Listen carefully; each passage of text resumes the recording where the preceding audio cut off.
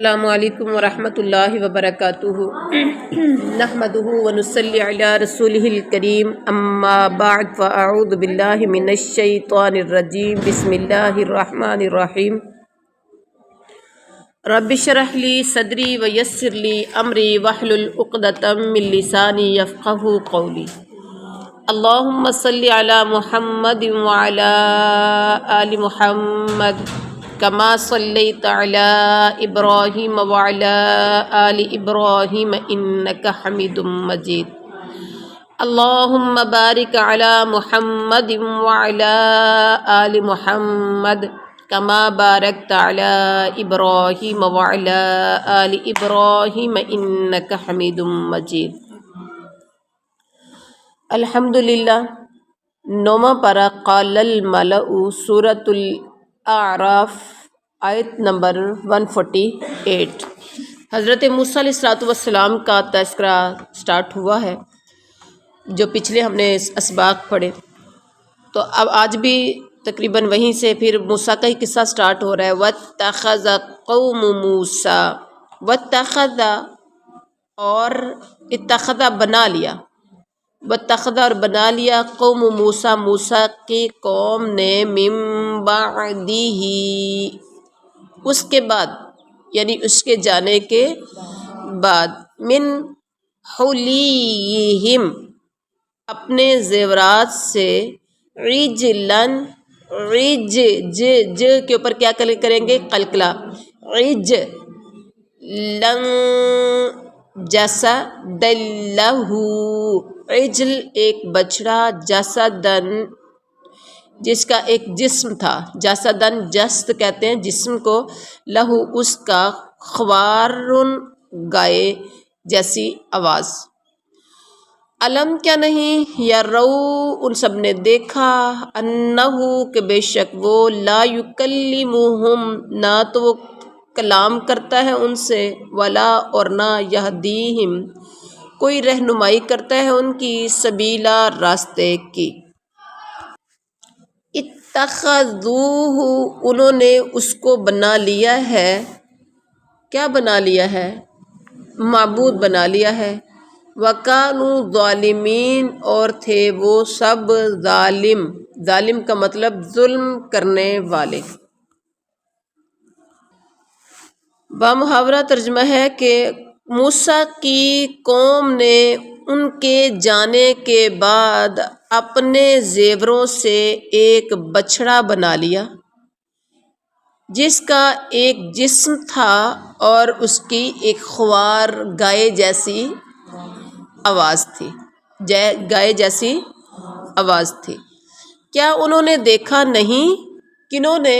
جنہوں نے بچڑے کو معبود بنایا تھا، کیا انہوں نے دیکھا نہیں کہ بے شک وہ تو نہ تو ان سے بات کرتا ہے اور نہ ہی انہیں کسی راستے کی طرف رہنمائی کرتا ہے۔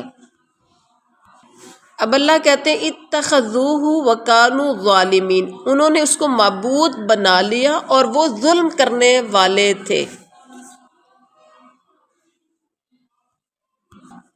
اب یہاں دیکھیے اس آیت کریمہ میں، جب انہوں نے موسیٰ کے جانے کے بعد بچڑے کو معبود بنا لیا، ٹھیک ہے، اور وہ انہوں نے بچڑا لیا کہاں سے تھا؟ اپنے زیور اکٹھے کیے تھے۔ یہ کب موسیٰ کے جانے کے بعد؟ موسیٰ کہاں گئے تھے؟ پیچھے آپ نے پڑھا تھا موسیٰ 30 راتوں کے لیے گئے، پھر 10 کا اضافہ کیا گیا، 40 پوری کی۔ تو جب موسیٰ علیہ السلام کوہ طور پر 40 راتوں کے لیے گئے تو پیچھے سے ایک سامری نامی، کیونکہ قرآن پاک میں اس کا نام ہے، سامری نامی شخص نے سونے کے زیورات اکٹھے کیے سارے بنی اسرائیل سے۔ اور ایک کوشچن یہ ہے کہ وہ تو غلام قوم تھے تو ان کے پاس زیور کہاں سے آ گئے؟ بعض کہتے ہیں کہ ان کا کوئی فنکشن تھا یا کچھ تھا تو انہوں نے فرعونیوں سے مانگ کر، یعنی کیا کہتے ہیں، جیسے کچھ ٹائم کے لیے یعنی ادھار لیے تھے کہ گزرنے کے بعد ٹائم پھر آپ کو واپس کر دیا جائے گا، کر دیے جائیں گے۔ ادھر سے وہ واقعہ پیش آ گیا، موسیٰ لے کے نکلے تو یہ ساتھ وہ بھی لے کے چل پڑے۔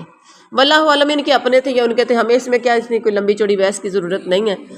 بہرحال وہ سارے زیورات اکٹھے کر کے سامری نامی شخص نے ایک بچڑا تیار کیا، جس میں اس نے جبریل کے گھوڑے کی، ذرا غور سے سنیے گا، جس میں وہ بچڑا بنایا سونے کا، اس کے اندر اس نے جبریل کے گھوڑے کے سموں کے نیچے کی مٹی، سم ہوتے نا ہمارے پاؤں ہیں، ٹھیک ہے، تو جو گھوڑے کے نیچے وہ پاؤں نہیں ہوتے، ہم تو ویسے پاؤں ہی بولیں گے نا، لیکن ریئل میں پاؤں نہیں ہوتے، اس کو سم بولتے ہیں، سمجھ آ گئی ہے؟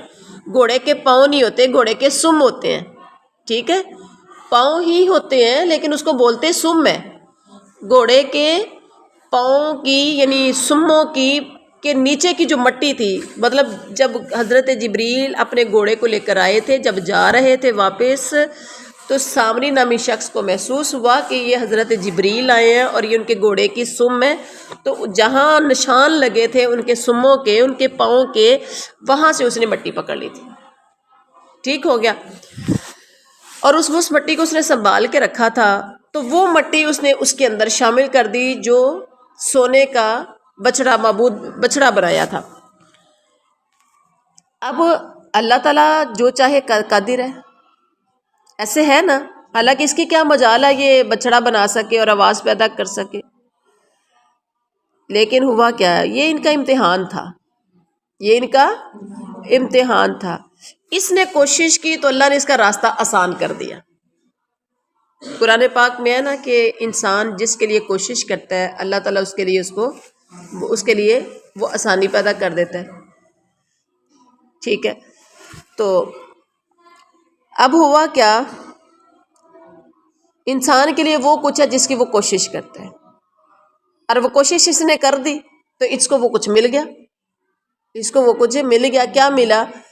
بچڑا اس نے بنایا اور وہ مٹی اس کے اندر ڈالی، تو اس مٹی میں اللہ نے زندگی کی تاثیر رکھی تھی، اس مٹی میں اللہ نے زندگی کی تاثیر رکھی تھی، جس کی وجہ سے بچڑے کو کچھ بیل کی آواز بچڑا نکالنا شروع ہو گیا۔ حالانکہ آج آپ بنا کے دیکھ لیں، ایسا ہونا نہیں ہے، ایکچولی ان کا امتحان تھا۔ اس میں اختلاف ہے کہ وہ فی الواقع گوشت پوست کا بچڑا بن گیا تھا، یا بنایا اس نے گوشت سونے کا تھا، تو کیا وہ واقعی گوشت پوست کا بن گیا تھا یا وہ سونے کا ہی تھا؟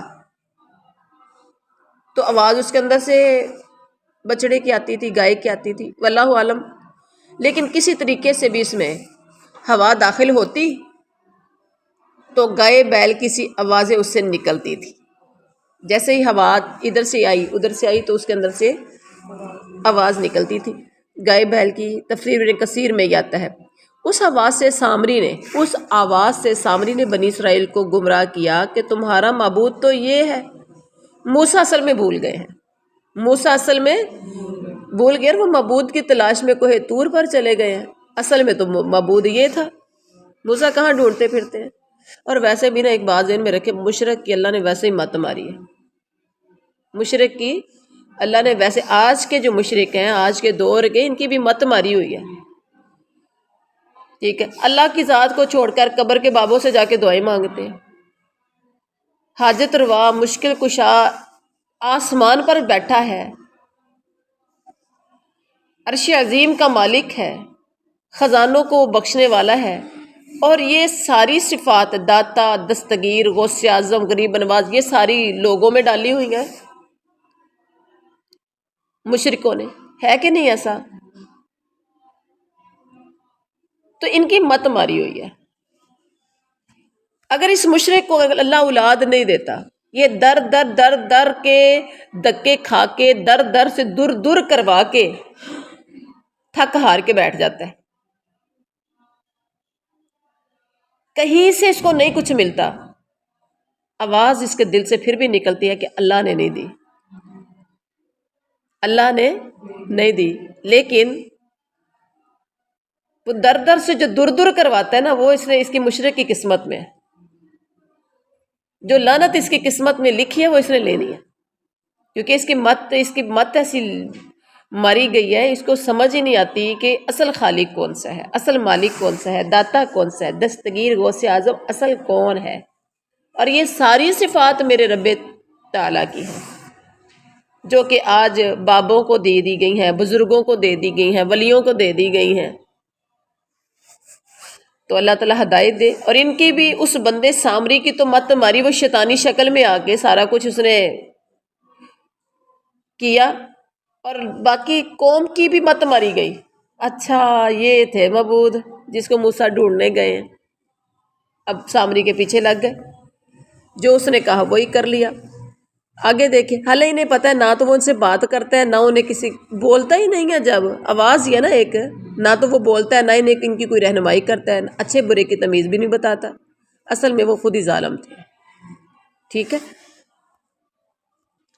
اس کے بعد ہے وَلَمَّا سُقِطَ، اور جب گرائے گئے، فی ایدیہم، اب ان کے ہاتھوں میں، وَرَأَوْا، اور ان سب نے دیکھا، انہم، کہ بے شک وہ، قد ضلوا، یقیناً گمراہ ہو گئے ہیں، قالوا، انہوں نے کہا، لَئِن لَّمْ یرحمنا، یقیناً اگر نہ رحم کیا ہم پر، ربنا، ہمارے رب نے، ویغفر لنا، اور نہ ہمیں بخشا، لنکونن من الخاسرین، تو ہم ضرور خسارہ پانے والوں میں سے ہو جائیں گے۔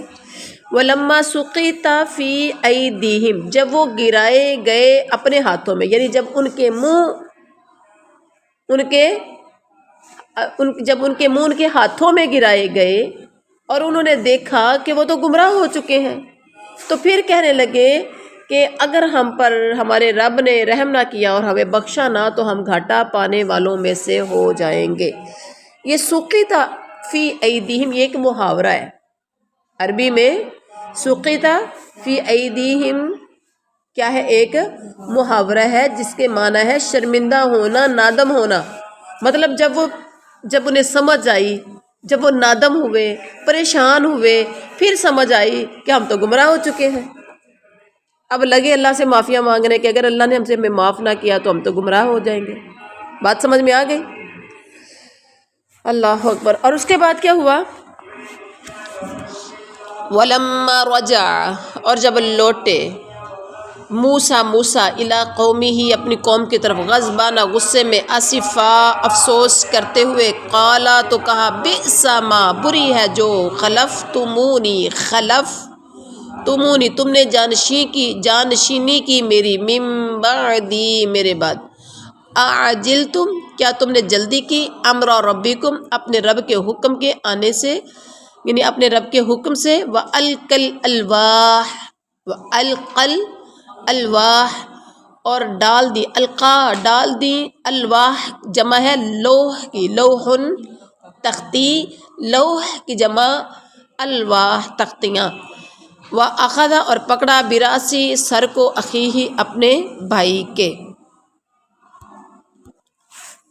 یجرہ، وہ کھینچتے تھے اسے، الیہ، اپنی طرف، قالا، کہا ہارون نے، قال ابن ام، کہا بیٹے اماں، ماں کے، انا، بے شک، القوم، قوم، نستضعفونی، انہوں نے کمزور سمجھا مجھے، وقادو، اور قریب تھا کہ یقتلوننی، مجھے وہ قتل کر دیتے، فلا تشمت، تو نہ خوش کر، بی الاعداء، مجھ پر دشمنوں کو، ولا تجعلنی، اور نہ شامل کر مجھے، مع القوم الظالمین، ظالموں کی قوم کے ساتھ۔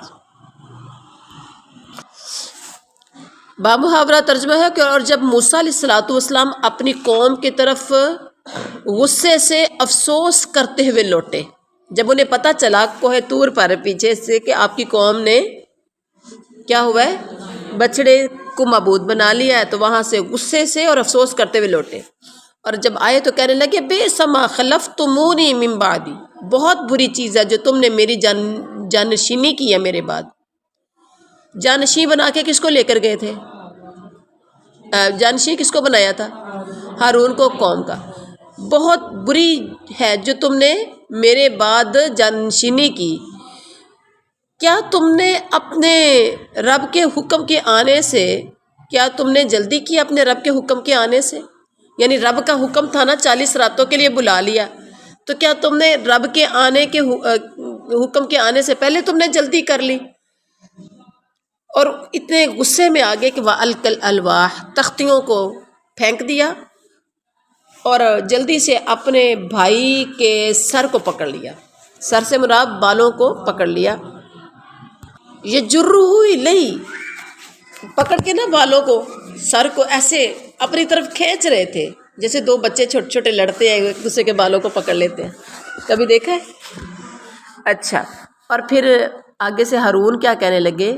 قال ابن امّا، اے میری ماں کے بیٹے، اے میری ماں کے بھائی بھی تو کہہ سکتے تھے نا، نہیں کہا قال ابن امّا، اے میری ماں کے بیٹے، ان القوم استضعفونی وقادوا یقتلوننی، قوم نے مجھے کمزور سمجھا، اور وہ اتنا یعنی کمزور سمجھا کہ وہ قریب تھا کہ مجھے قتل کر دیتے. تو فلا تشمت بی الاعداء، مجھ پر دشمنوں کو خوش مت کرو. کیسے؟ موسیٰ ہارون کو جب مار رہے تھے تو دشمنوں نے تو خوش ہونا تھا نا کہ اچھا ہوا اس کے ساتھ.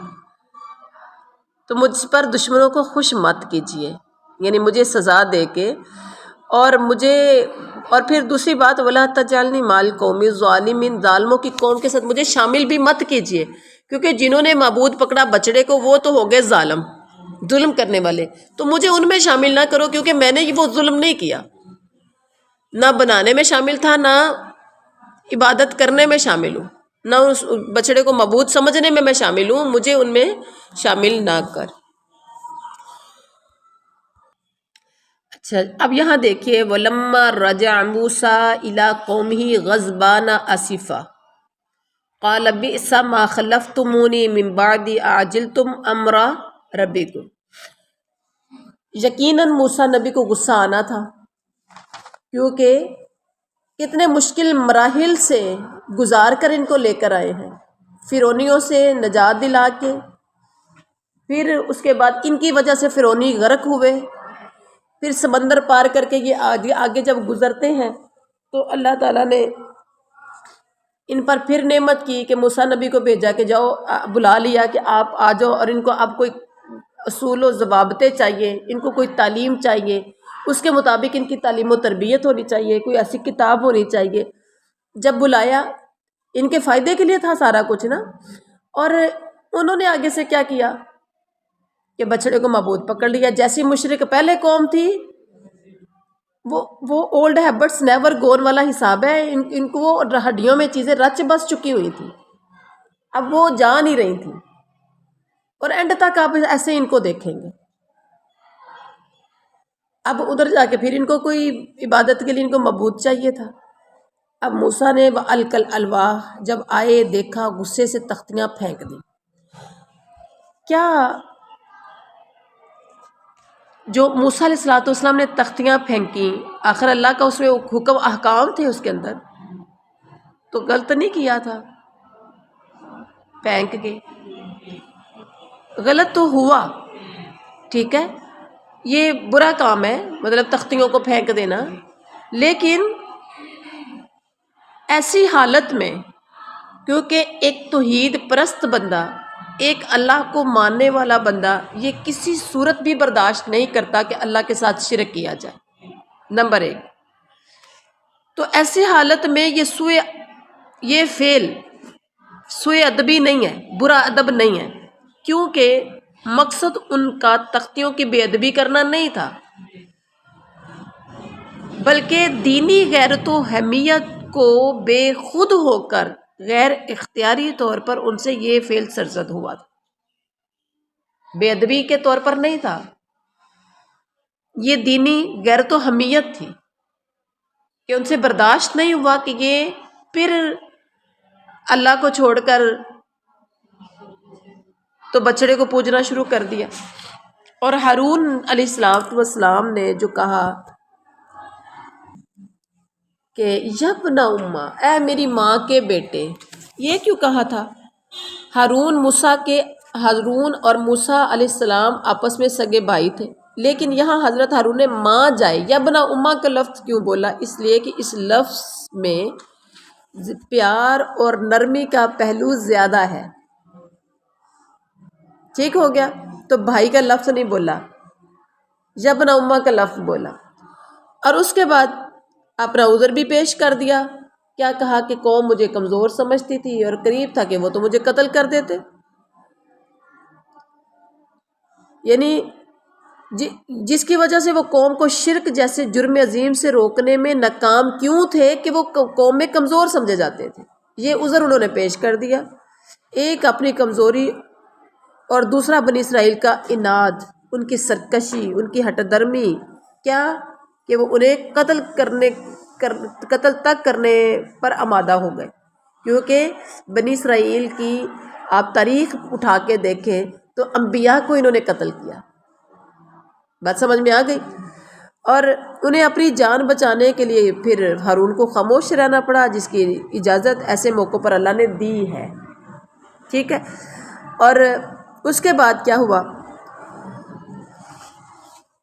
قال موسیٰ نے کہا رب اغفر لی. غصہ موسیٰ نے چھوڑ دیا، غصہ جاتا رہا، تختیاں پکڑ لیں، تھوڑا سا ٹھنڈے ہوئے تو ساتھ ہی دعا مانگنا شروع کر دی. رب اغفر لی، اے میرے رب بخش دے مجھے، ولی اخی اور میرے بھائی کو، وادخلنا تو ہمیں داخل فرما، فی رحمتک اپنی رحمت میں، وانت اور تو ارحم الراحمین زیادہ رحم کرنے والا ہے. یعنی تو رحم کرنے والوں کا بھی رحم کرنے والا ہے، یعنی سب سے زیادہ رحم کرنے والا. ارحم جو ہے نا، ارحم یہ اسم تفضیل کا صیغہ ہے جس میں مبالغہ پایا جاتا ہے، جس کا مطلب ہے سب سے زیادہ. یعنی جتنا اللہ رحم کرنے والا ہے پوری کائنات میں کوئی اتنا رحیم نہیں ہے، تو سب سے زیادہ رحم کرنے والا ہے. محاورہ ترجمہ. موسیٰ نے کہا اے میرے رب مجھے معاف کر دے اور میرے بھائی کو، اور ہمیں اپنی رحمت میں شامل فرما، اور تو سب سے زیادہ رحم کرنے والا ہے. ٹھیک ہے. یہ تھا آج کا سبق. سبحان ربک رب العزت عما یصفون وسلام علی المرسلین والحمد للہ رب العالمین.